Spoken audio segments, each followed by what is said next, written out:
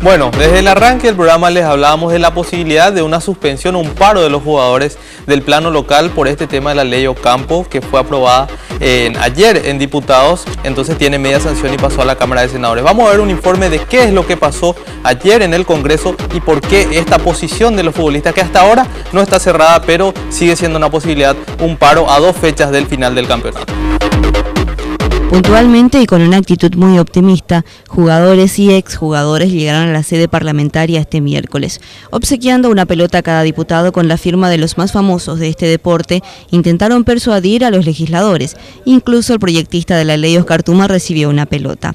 El parlamentario hasta el último momento defendió su proyecto asegurando que no atentaba contra los derechos de los jugadores.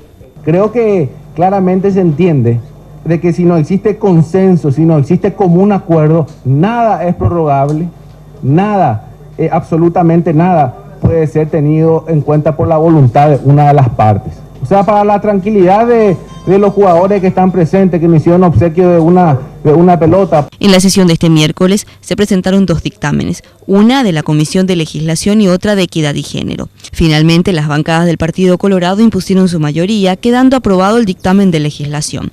Entre los principales puntos polémicos sobre los que se consensuó estuvo el referido al contrato profesional del futbolista, el cual se extenderá tras común acuerdo entre el jugador y el club.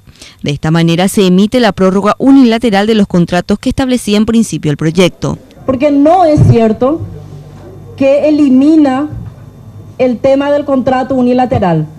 Y no es cierto porque en términos constitucionales nosotros no podemos obligar, y menos la aprobación de una ley, obligarle a todo trabajador, sea médico, futbolista, trabajador social. También se acordó establecer un artículo transitorio que da como plazo 1 año a la Asociación Paraguaya de Fútbol para que se implemente el seguro médico, seguro de riesgo y seguro familiar para los futbolistas. Otro punto acordado fue la de conformar en el plazo de 1 año a partir de la promulgación de la ley la Cámara de Resolución de Controversias del Fútbol Profesional, cuya función será la de atender y esclarecer litigios que se presenten entre las partes.